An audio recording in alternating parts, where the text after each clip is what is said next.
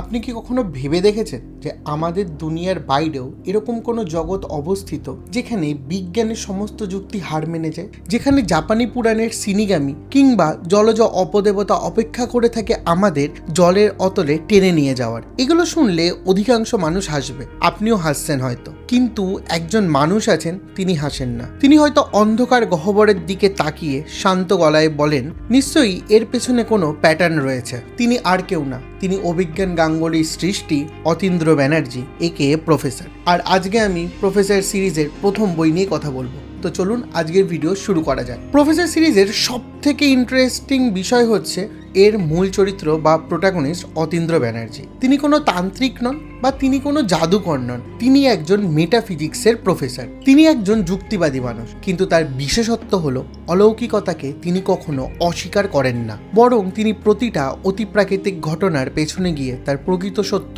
উদ্ঘাটনের চেষ্টা করেন। তার কাছে প্রত্যেকটা অতিপ্রাকৃতিক ঘটনা হলো একটা পাজেল, যে পাজেলগুলোকে তিনি নিজের বুদ্ধি দিয়ে এবং নিজের কিছু ক্ষমতা দিয়ে সলভ করার চেষ্টা করেন। এখানে কিছু ক্ষমতা বলার অর্থ হলো, প্রথম গল্পটা পড়লে বোঝা যায় এই প্রফেসর কিন্তু সাধারণ কোনো ব্যক্তি নন। তার মধ্যে একটা বিশেষ ক্ষমতা আছে, তার সিক্স সেন্স খুব ভালো কাজ করে এবং তিনি হয়তো এমন একটা প্রবেশদ্বার যেটা এই দুনিয়ার সাথে অন্য দুনিয়ার সংযোগ ঘটিয়ে দিতে পারে। কখনো তাকে লড়াই করতে হয়েছে প্রচন্ড শক্তিশালী একটা সিনিগামির সামনে, যে স্বয়ং একটা মৃত্যুদূত, বা কখনো তিনি লড়াই করেছেন এমন এক অপদেবতার সঙ্গে যার বাস জলের মধ্যে। তাকে কি তিনি পরাজিত করতে পারবেন?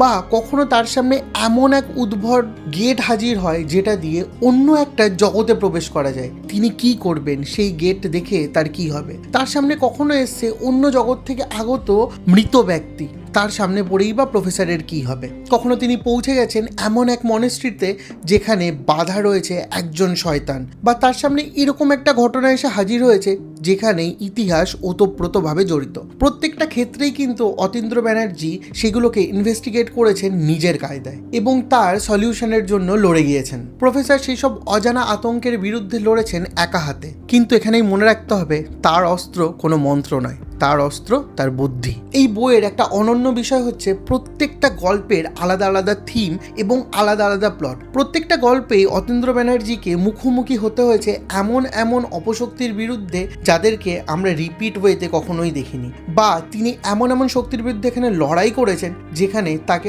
অনেক সময় প্রচণ্ড দুর্বল বলে মনে হয়, কিন্তু তারপরেও তিনি লড়াই করার আগে একবারও ভাবেননি। কখনো লড়াই খুব সুখকর হয়নি, বা কখনো লড়াই একদম সামনাসামনিও হয়নি, কেবল বুদ্ধির জোরেও কোনো কোনো ক্ষেত্রে লড়াই হয়েছে। সিনিগামি এবং জলজ অপদেবতা, এই দুটোকেই যদি আমরা দেখি তাহলে এই দুটোতেই বৈপরীত্য কিন্তু খুব সহজেই চোখে পড়ে। প্রত্যেকটা গল্পের প্লট ভিন্ন এবং লেখনী এত সুন্দর, জাস্ট আপনার চোখের সামনে ভাসবে প্রত্যেকটা গল্প এবং মনে হবে আপনিও যেন পৌঁছে যাচ্ছেন সেই সব ঘটনায়। অতীন্দ্রের সাথে আপনিও থাকছেন এবং দেখছেন, অনুভব করছেন এবং রহস্যের সমাধান করতে চলেছেন। এই গল্পগুলো ভয়াল কিনা সেটা কিন্তু খুব সহজে বলা যাবে না, কিন্তু এগুলো যে অলৌকিক এর কোনো নির্দিষ্ট ব্যাখ্যা নেই সেটা খুব সহজেই বলা যায়। প্রফেসর ব্যানার্জিকে আমি যদি প্যারানর্মাল ডিটেকটিভ হিসেবে ধরি তাহলে মিশির আলী ছাড়া আর কারোর কথা আমার এই মুহূর্তে মাথায় আসছে না। আপনাদের যদি এরকম অন্য কারোর কথা মাথায় আসে অবশ্যই কমেন্ট করে জানাবেন। প্রফেসর ঠিক ডিটেকটিভও নন, তিনি তদন্ত করেন, কিন্তু হ্যাঁ, তাও আমি যদি জ্বর বাঁচতে যাই তাহলে প্যারানর্মাল ডিটেকটিভ বলেই এই বইটাকে আমার মনে হয়েছে।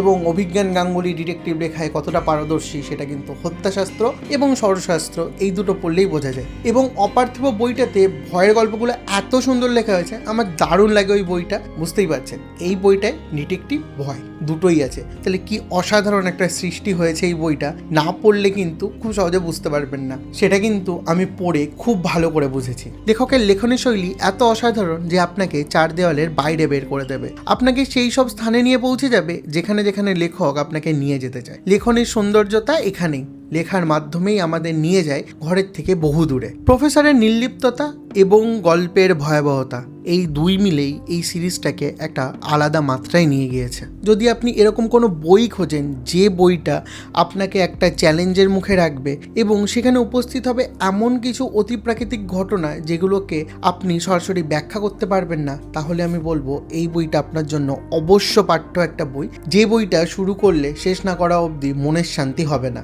এই বইটা কিনে আপনারা পড়ে ফেলতে পারেন, এরপরে আরও পার্ট আসতে চলেছে, সেগুলো আশা করি এতটাই ভালো হবে। আপনি কি এরকম কোনো ঘটনার সম্মুখীন হয়েছেন কখনো যেটার ব্যাখ্যা আপনি দিতে পারেননি বা বিজ্ঞানও দিতে পারে না? তাহলে অবশ্যই সেটা কমেন্ট করে জানান। আমাদের ভিডিও ভালো লাগলে একটা লাইক করে দেবেন এবং কমেন্ট করে জানাতে পারেন ভিডিওটা কেমন লাগলো। কমেন্ট বক্সের পাশে থাকা হাইপ বাটনে ক্লিক করে দিয়ে আমাদের ভিডিওটা আরও দর্শকের কাছে পৌঁছে দিতে পারেন এবং আপনাদের বইপ্রেমী বন্ধুদের সাথেও ভিডিওটা শেয়ার করে নিতে পারেন। যতক্ষণ না অন্য কোনো বিশ্বের দ্বার আপনার সামনে খুলে যাচ্ছে যেটা প্রচণ্ডই অন্ধকার, ততক্ষণ এই বইটা পড়তে থাকেন।